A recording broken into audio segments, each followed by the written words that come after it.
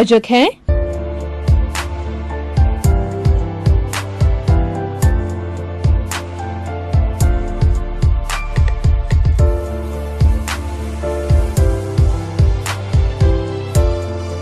भाइयों और बहनों, श्रोतागण, दर्शकगण, मातृशक्ति को नमन।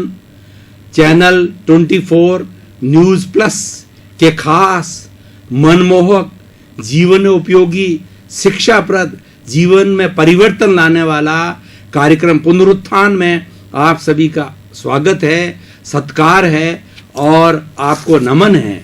आज हम एक ऐसे विषय पर चर्चा करने जा रहे हैं जो विषय हमारे जीवन में परिवर्तन ला सकता है। भाइयों और बहनों, दर्शकगण, श्रोतागण, हम जी रहे हैं पर जीवन में परिवर्तन आना चाहिए कि हमारा जीवन एक आइडियल, एक आदर्श जीवन होना चाहिए। चाहे हम घर में हों, चाहे हम प्लेटफॉर्म पर हों, चाहे हम सड़क पर हों, चाहे हम कार्यालय में हों, कैसी भी स्थिति में हों, तो अन्य लोग जो है हमारे जीवन से कुछ न कुछ शिक्षा ग्रहण करें। उनको हमारे हाव भाव से, हमारे उठने से, हमारे बैठने से, हमारे बातचीत करने से उन पर प्रभाव पड़ना चाहिए।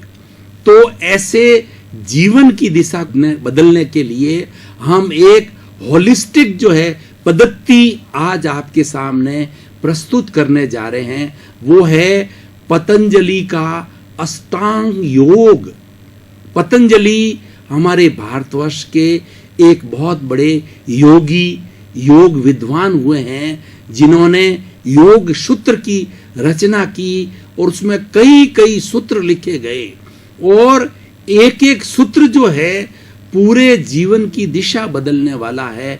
तो सबसे पहले आज इस कार्यक्रम को प्रारंभ के साथ साथ में उस महान ऋषि पतंजलि को मैं जो हृदय की गहराइयों से नमन करता हूँ, श्रद्धा पूर्वक उनकी जो है वो मैं अभ्यर्थना करता हूँ कि उन्होंने एक कैसा अष्टांग योग दिया जो आज योग के नाम पे पूरे विश्व के अंदर प्रसिद्ध हो चुका है। अष्टांग योग का अर्थ होता है जिसके 8 अंगों वाला एक होलिस्टिक योग, जो कि प्रारंभ से अंत तक जो है एक जीवन जीने की पद्धति बताता है। चित्तवृत्ति निरोध योग है, जो पतंजलि ने योग की संक्षिप्त में जो परिभाषा दी कि हमारी चित्त वृत्तियों का निरोध करना। हमारी 3 तरह की होती है, एक होती है वृत्ति, दूसरी होती है प्रवृत्ति और तीसरी होती है प्रकृति। वृत्ति मतलब हम जो मन, वचन, काया से जो हम हलन चलन करते हैं, कोई क्रिया करते हैं, कोई एक्टिविटी करते हैं, उसको एक्टिविटी को वृत्ति कहा जाता है और उसको हम पुनः पुनः दोहराते हैं, प्रतिदिन दोहराते हैं, वो प्रवृत्ति कहलाती है। और एक व्यक्ति प्रतिदिन जिस तरीके की एक्टिविटी करता है तो उसकी प्रकृति बन जाती है। भाइयों और बहनों, दर्शकगण, मैं जैसे आपको उदाहरण के तौर पर बताता हूँ, कोई व्यक्ति सुबह लेट उठता है 2 घंटा और वो 5 दिन, 10 दिन, 15 दिन, महीने भर रोज लेट उठता है, तो उसकी दिनचर्या का ये भाग हो जाएगा और उसकी प्रकृति हो जाएगी, वह उसकी नेचर बन जाएगी, वह उसकी आदत बन जाएगी। बंधुओं, इसलिए कहा जाता है कि आदत को छोड़ना बहुत मुश्किल है। आदत एक व्यसन का काम कर लेता है। तो आज हम अष्टांग योग के 8वें जो योग के घटक हैं, 8वां उसके भाग है, उस पर संक्षेप के अंदर जितना हमारे पास में समय है उन सब की हम विवेचना करेंगे। तो पहला अष्टांग योग का पहला जो है वो है यम।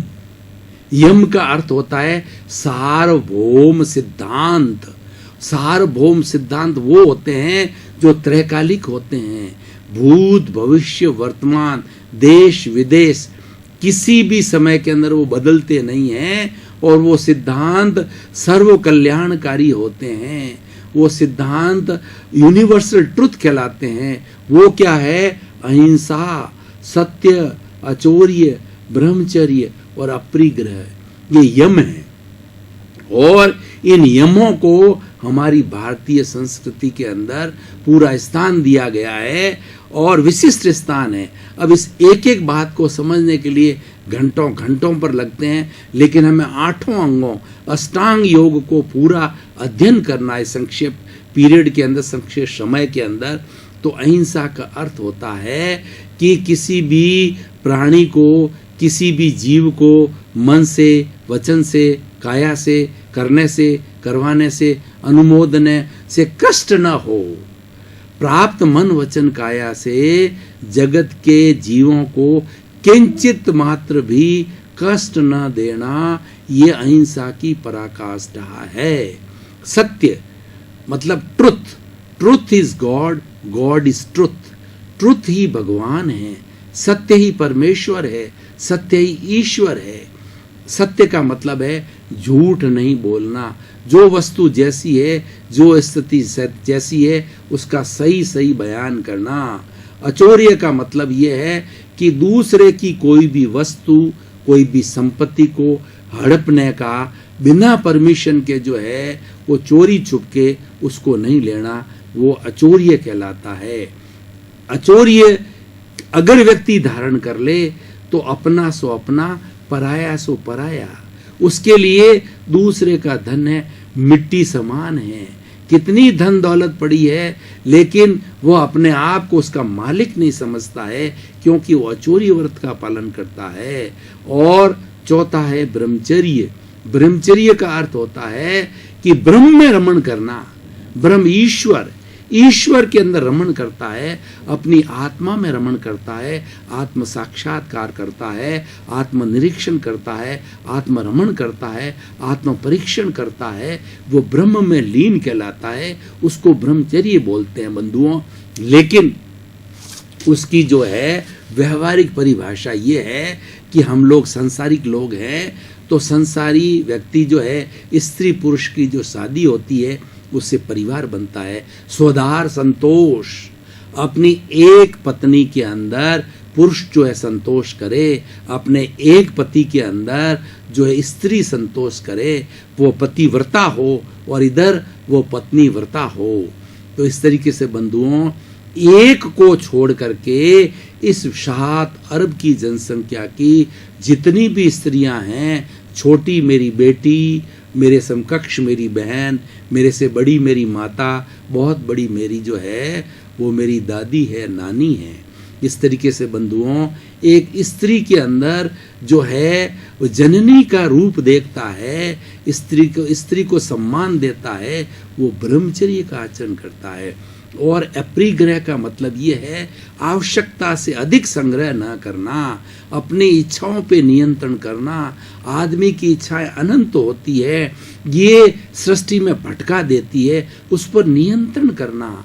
आवश्यकता आपका अधिकार है और आवश्यकता की पूर्ति मनुष्य का शरीर है, परिवार है, देश है, तो वह तो उसको करनी पड़ेगी, वो उसका धर्म है, वो उसका कर्तव्य है। लेकिन आवश्यकता से अधिक संग्रह करना है, ये परिग्रह कहलाता है। चाहे धन का संग्रह करना हो, चाहे अन्य चीजों का संग्रह करना हो, वो सारा परिग्रह में आता है। आवश्यकता के अनुसार ही संग्रह करना, ये जो है हमारा अपरिग्रह कहलाता है। यानी पतंजलि महोदय ने, पतंजलि ऋषि जी ने, पतंजलि महाशय जी ने जो है इस अष्टांग का सबसे पहला सूत्र दिया, यम।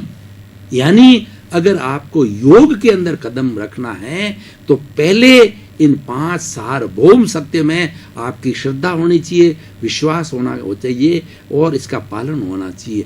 नियम, शौच मतलब शुद्धि, संतोष सेटिस्फैक्शन, ईश्वर परिधान, ईश्वर के अंदर विश्वास करना, त्याग, ये 5 है वो नियम दिए गए हैं। यानी व्यक्ति जो है अपने विचारों में शुद्धि रखे, संयम रखे। सर्वभूतेषु संयम अहिंसा। अहिंसा किसको कहा गया है? संयम को अहिंसा कहा गया है कि सभी भूतों के प्रति जो है संयम रखना वो अहिंसा है। खाने का संयम, पीने का संयम, सोने का संयम, बात का संयम, काम का संयम, सब में संतुलन होना चाहिए बंधुओं। ये अष्टांग योग जीवन में संतुलन लाता है। एक संतुलन ऐसा शब्द है भारतीय संस्कृति में बंधुओं कि जो इस संतुलन की जो साधना करता है भाई और बहनों, दर्शक गण, श्रोतागण, वह एक भगवान का रूप बन जाता है और वह एक अच्छा राजनेता भी बन जाता है। आज हमारे नरेंद्र भाई मोदी, जो हमें किस्मत से भारत के अंदर ऐसे प्रधानमंत्री मिले हैं, वो अष्टांग योग के अंदर विश्वास करते हैं, उसमें उनकी श्रद्धा है और प्रतिदिन अष्टांग योग करते हैं। इसीलिए उन्होंने पूरे विश्व के अंदर 21 जून को प्रतिवर्ष जो है योग दिवस के रूप में वकालत करके, और योग दिवस 21 जून को प्रतिवर्ष पूरे विश्व के अंदर मनाया जाता है। और हमारे भारत में तो ये उत्सव की तरह मनाया जाता है। स्कूलों में, कॉलेजों में, विश्वविद्यालयों में, संस्थाओं के अंदर सुबह से शाम तक योग की क्लासें लगती है। प्रशिक्षक लोग योग सिखाते हैं। गार्डन के अंदर, खुले स्थानों के अंदर योग की क्लासें लग करके सिद्धांत दिए जाते हैं, सिखाया जाता है, प्रैक्टिकल कराया जाता है। और आज तो भारतवर्ष के अंदर योग इतना फैल गया है कि बच्चे बच्चे की जबान पर योग है, योग सीखने लगे हैं। और अब जो है नरेंद्र भाई मोदी जी ने यूनिवर्सिटी ग्रांट कमीशन को ये आदेश दे दिया है कि सभी विश्वविद्यालयों में, सभी कॉलेजों में, सभी स्कूलों के अंदर, प्राइमरी में, मिडिल के अंदर, हायर सेकेंडरी स्कूलों के अंदर योग का पाठ्यक्रम कंपलसरी कर दीजिए। योग पढ़ना कंपलसरी कर दिया गया है क्योंकि ये विश्व में ख्याति प्राप्त हो गया और ये हमारा योग है। तो हम कह रहे थे यम और नियम की बात। और तीसरा आता है यम नियम आसन। आसन का मतलब होता है बैठना, सुखपूर्वक बैठना। जिस स्थिति में हम सुखपूर्वक 10 मिनट, 5 मिनट, घंटा, आधा घंटा, 2 घंटा, 5 घंटा आराम से बैठ सकते हैं, वो आसन कहलाता है। और ये आसन जो है पतंजलि ऋषि जी ने जो आसन है, जो हमारे पक्षी है, जिस मुद्रा के अंदर, जैसे मयूरासन, मयूर किस आसन में बैठता है, और सिंहासन, सिंह किस आसन के अंदर बैठता है, पक्षियों के जो आसन हैं उसके लिए सलभासन, जो सारे आसन वहां से लिए हैं। जो 72 तरह के आसन जो किए जाते हैं, सूर्य नमस्कार, ये भी आसन है। हम सूर्य भगवान को जो है वो अपने शरीर की मुद्राओं के साथ में जो है वो भगवान को जो अपनी अभ्यर्थना करते हैं, अपनी प्रार्थना करते हैं। इसके पूरे 16 अंग है। भाई और बहनों, दर्शकगण, श्रोतागण, हमने गहन विषय पर गहन चिंतन किया, इसलिए हम थोड़ा ब्रेक दे रहे हैं। पुनः ब्रेक के बाद इसी विषय पर वापस हाजिर होंगे।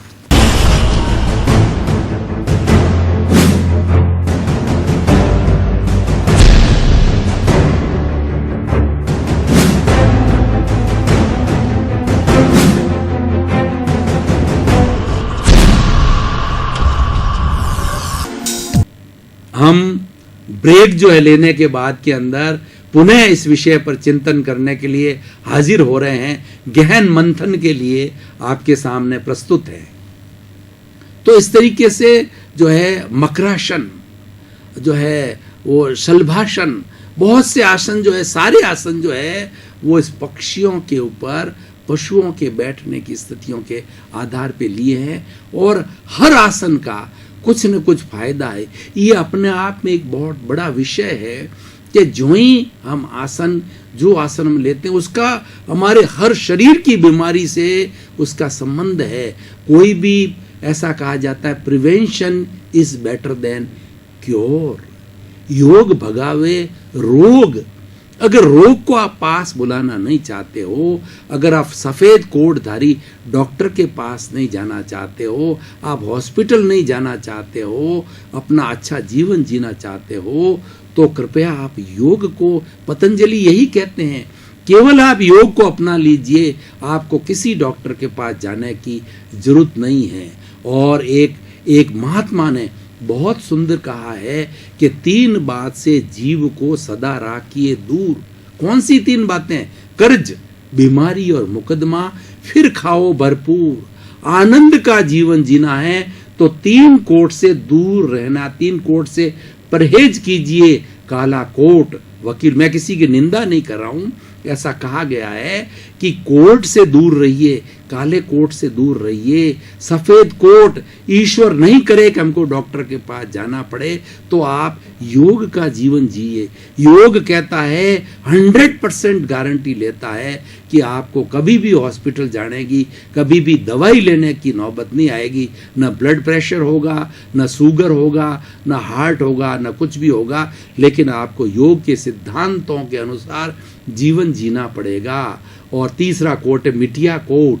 मिटिया कोट का मतलब यह है हम दूसरे के साथ में दुर्व्यवहार करेंगे, जब भी पुलिस आएगी हम मीठे बोलेंगे, प्रिय बोलेंगे, मित भाषण करेंगे, थोड़ा बोलेंगे, अच्छी बात बताएंगे, तो हमारे पास मिटिया कोट क्यों आएगा बंधुओं?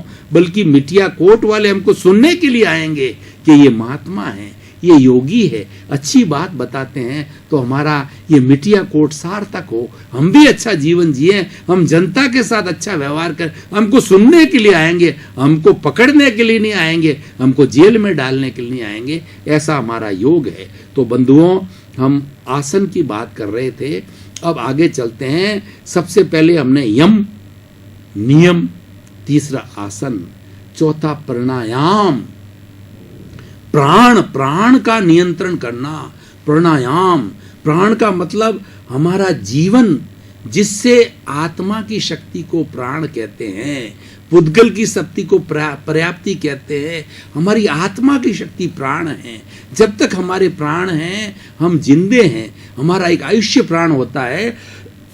10 प्राण माने गए हैं भारतीय संस्कृति में, 5 इंद्रियों के प्राण, और छठा मनोबल, वचन बल, काया बल, श्वासोश्वास प्राण और आयुष्य प्राण। मैं बात कर रहा था श्वासोश्वास प्राण की, यानी हमारा श्वास, भाई और बहनों, श्वास इतना है, श्वास के माध्यम से हम बहुत बड़ी रिद्धि सिद्धियों को हासिल कर सकते हैं, मोक्ष तक जा सकते हैं, सारी बीमारियों पे नियंत्रण कर सकते हैं, एक अच्छे इंसान बन सकते हैं, एक अच्छे पिता, एक अच्छे पितृ पुत्र, एक अच्छे आचार्य, एक अच्छे डॉक्टर, एक अच्छे इंजीनियर, एक अच्छे सीए, हम एक अच्छा जज, सुप्रीम कोर्ट का अच्छा जज, भारत का अच्छा जो है वो राष्ट्रपति जो है, योग बनाता है बंधुओं। तो इसीलिए हम हम कहना चाहते हैं अष्टांग योग के माध्यम से, ऋषि जी के आशीर्वाद से, कि हमारा प्राणायाम, हमारा जो है प्राणायाम, यानी हमारे इस प्राण को जो है हम जो है अनुलोम विलोम, श्वास प्रेक्षा, भस्त्रिका, कपाल भाती, ये ऐसी विधियां हैं। श्वास को भीतर लिया, श्वास को बाहर निकाला, कुंभक अंदर रोका और रेचक बाहर निकाला। ये ऐसी ऐसी विधियां हैं। इसके लिए बंधुओं हमें किसी बाहर की लेबोरेटरी में नहीं जाना है, हमारे शरीर को लेबोरेटरी बनाइए। योग क्या कहता है कि वैज्ञानिक लोग लेबोरेटरी में काम करते हैं, पदार्थ पर काम करते हैं, लेकिन अगर आप अपने शरीर को लेबोरेटरी बनाते हैं और योग को एक साधन बनाते हैं, एक माध्यम बनाते हैं, तो भीतर विराजमान हमारी शुद्ध आत्मा, हमारा ईश्वर, हमारा भगवान जो भीतर विराजमान है, ये शरीर एक मंदिर है, और इसके अंदर जो आज मैं बोल रहा हूं, ये शुद्ध आत्मा है, वो बोल रही है। अगर ये न हो तो मैं क्या बोलूं? ये जो मैं बोल रहा हूं, ये तो टेप रिकॉर्डर है, ये जो शरीर है एक हार्डवेयर है, ये तो देहधारी है, ये नामधारी है, ये एक पैकिंग है।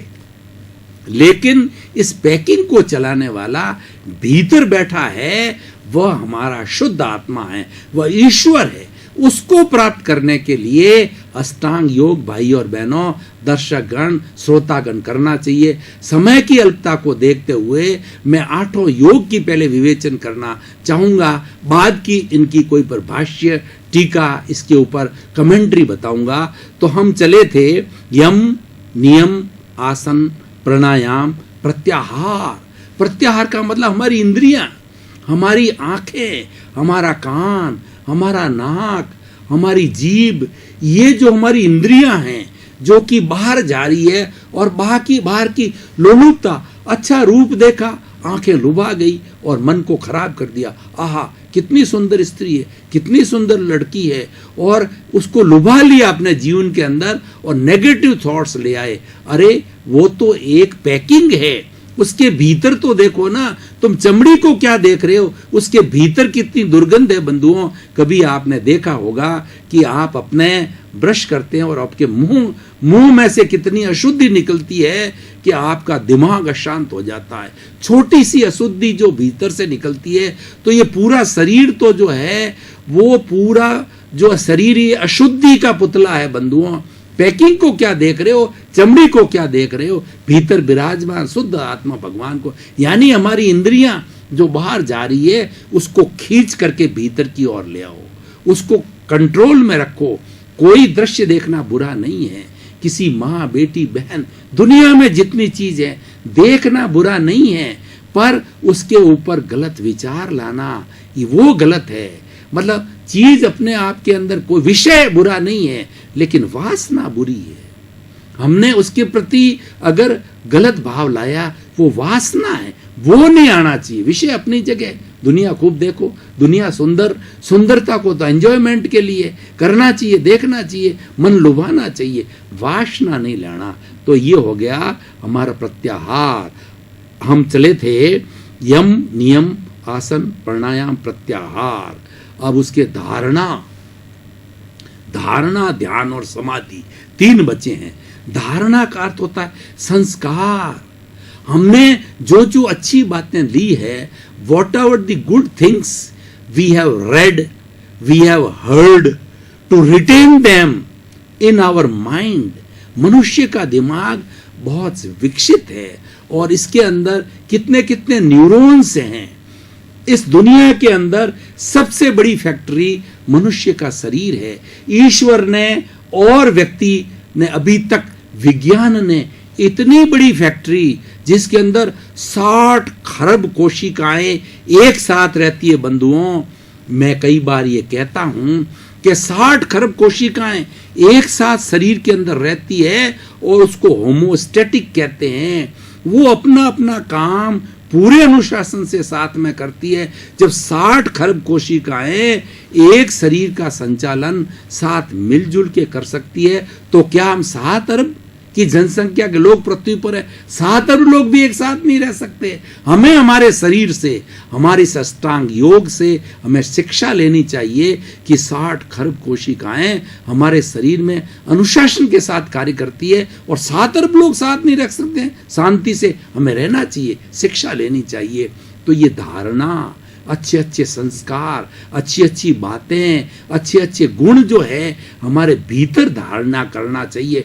जहां से भी मिले बंधुओं, एक छोटे बच्चे से भी मिले, एक गरीब से भी मिले, एक भिखारी से भी मिले, कोई अच्छी बात मिलती है उसको रिटेन करो, उसके दिमाग के अंदर सारी अच्छाइयों को डाल दो ताकि बुराइयों को जगह नहीं मिले। बंधु, हम बस में जाते हैं, ट्रेन में जाते हैं, फ्लाइट में जाते हैं कि हाउसफुल, थिएटर में जाते हैं हाउसफुल, मतलब जगह ही नहीं। तो आप कहां बैठोगे? तो अपने दिमाग के अंदर इतनी अच्छी बातें लगा दीजिए, क्योंकि ईश्वर ने तो 24 घंटे सबको दिए, 25 घंटे किसको ही नहीं दिए, जिसमें 7-8 घंटे व्यक्ति आराम भी करता है। तो बाकी का समय जो है ना, आपके पास के अंदर बुरा विचार आने के लिए समय होना ही नहीं चाहिए। वो है धारणा, रिटेंशन। अब धारणा, उसके बाद में हम ध्यान में जाता हूं। ध्यान का अर्थ होता है किसी एक विषय के ऊपर अपने चिंतन को एकाग्र करना। जैसे आलम्बन लिया, ईश्वर का, राम का चित्र बनाया, कृष्ण का चित्र बनाया, महावीर का चित्र बनाया, ईसा मसीह का चित्र बनाया, अपने गुरु का चित्र बनाया। चित्र बना करके अंदर उसके ऊपर एक टक हमने ध्यान कर दिया। सारी हमारी विचारधारा को आप एक टक उसके ऊपर समर्पित हो जाइए, तो आप देखिए कि आपकी जो है ना जीवन में कितना आनंद आता है। आपके बुरे विचार, आपके दुख पास ही नहीं फटेंगे। बंधुओं, दुख क्या है? दुख जो है ना, हमारी रॉन्ग सोच है, वह दुख है। ऐसे ऐसे लोग होते हैं, भयंकर दुख में हमने ऐसे बहुत से लोगों को देखा है, हाथ कटे हुए, पांव कटे हुए हैं, लेकिन इतना पुरुषार्थ करते हैं कि 5 इंद्रियों वाले, अंधे लोग कही है, इतना काम करते हैं कि 5 इंद्रियों वाला भी उतना काम नहीं कर सकता। वो दुख में से सुख निकालते हैं कि ईश्वर ने कृपा करी कि बाकी चीजें मुझे नहीं दी, आंख खुली होती तो मैं बहुत सी चीजें देखता, लेकिन आंख बंद के अंदर मैं कितना ईश्वर की भक्ति करता हूं, भीतर के जगत को कितना निहारता हूं। ये ध्यान है बंधुओं। दर्शक गण, श्रोतागण, भाइयों और बहनों, मातृशक्ति आपका बहुत धन्यवाद, आपके प्रति कृतज्ञता। आप लगातार चैनल 24 न्यूज़ प्लस के इस खास, विशेष, मनमोहक, जीवन की धारा बदलने वाला, जीवन का मिशन बनाने वाला, जीवन का लक्ष्य बनाने वाला विषय जो हमारा पुनरुत्थान कार्यक्रम है, आप रोज हाजिर होते हैं। आपके प्रति बहुत कृतज्ञता। आपका कल्याण हो, आपका जीवन सुखी हो, आपको आनंद मिले, आपको मोक्ष मिले, जगत के सब जीवों, जगत कल्याण हो, जगत के सब जीवों का भला हो, सबको आनंद मिले, सभी मोक्ष जाए, सभी आनंद का जीवन जिए। सभी के प्रति शुभ कामना, मंगल भावना। ओम अरम। के प्रायोजक हैं